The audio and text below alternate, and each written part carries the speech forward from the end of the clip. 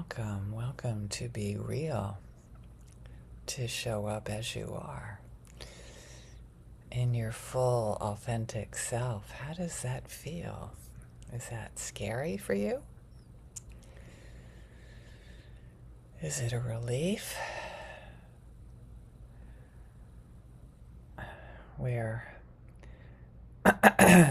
often socialized to dampen down our realness in order to make other people comfortable, like we have control over somebody else's emotions, right? Yeah, I'd love to be able to show up with my real self and have other people be comfortable with it. And it's not always the case. And I mean, I can say that's okay, and I can also be real and say that it's kind of disappointing. It's a little mourning. It's a little bit lost that I can incorporate into my breath, into my day, and hopefully, if the impact is can be worked with. I encourage people to notice that there is an impact, and when we show up for as we are in our full authenticity, that if possible, to be able to address the impact, that is ideal for me, because we are so deeply interconnected. And it's one of the strengths of nonviolent communication, is to be able to repair when we haven't done anything wrong, and we regret the impact that our actions have on other people. So breathe into that, to be real. How is that for you? What does that include for you? Can we have authenticity and belonging? Or do we have to crush ourselves in order to kind of fit into this culture, this society, this family that we're in? And the balance between those two things, holding that, and allowing the childhood experiences to come in and to be noticed, and not to necessarily, they're not old enough to drive the car yet, as is often said.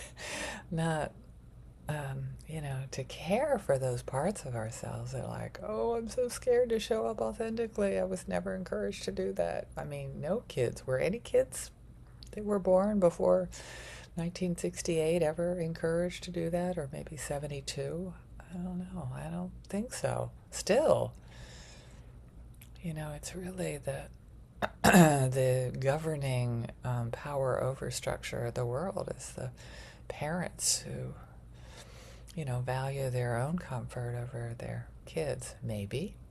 Don't mean to make sweeping generalities here. Happened in my case, happened in others. The tone of my voice is yes, and the acceptance that these things happen. And where are you now? Where are we now? In being real, in showing up, in the fullness of who we are, with awareness of the impact, without letting it dampen our life energy. How would that be? How would that be to show up dancing? To let it rip in your full authenticity? Well, there might be consequences, and it may be okay. How much I enjoy people that show up dancing. A friend of mine who, I say friend, and they didn't start off as a friend, because it kind of scared me the way they showed up dancing. It didn't seem like there was enough room for me too. Have you ever had that experience? Somebody so big, you tell yourself the story. There's no room for me in the room if this person is taking up all the air. Breathe into that, if that's your story, if that's part of your experience. Keep on coming back to what is it to be real in the world?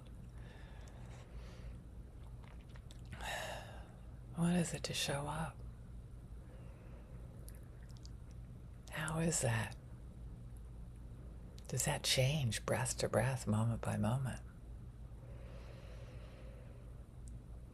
Yeah.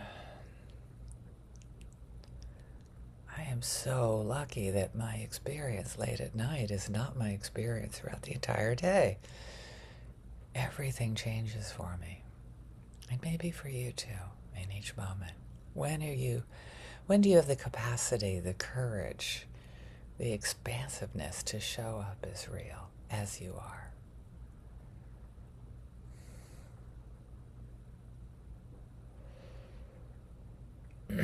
Unfortunately,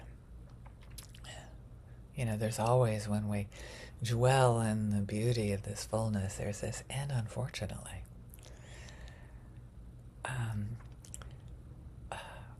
Bluntness is a way of saying this person shows up real. And I take that as they're not very good at taking responsibility for their own feelings and needs. That they're sharing their experience of somebody else and not really naming it as, frankly, your own experience of that person instead of who they are and insistence that they change. Do you know what I mean by that? Frankness, which comes from French. The French have a reputation for being frank, for being real, and not being able to sort out what's mine and what's the other person's. Can I take responsibility for my experience and express it in a way that's not blaming another person or minimizing my experience, saying, this is just me, this is just me. I mean, I've tried that. It's kind of pathetic. It's not just me. It's me. It's you. It's this profound, interconnected web where we're all playing on the playground together, influencing each other's games, caring for each other.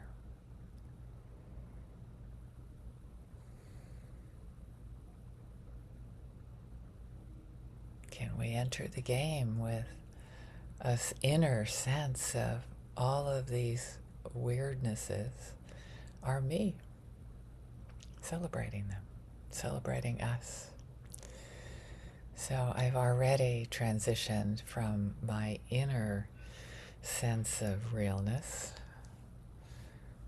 and how I present to the world, a need for belonging and realness. And then sharing that with my beloved, as all beloveds do. They get stuck, right, in our evaluation of them. So we can just love them for the realness of who they are, the quirkiness of who they are. God knows I have a chance for that every day. Bless their heart. And opening up to all of these crazy people we see in the street. Maybe our realness encourages them to show up in their realness.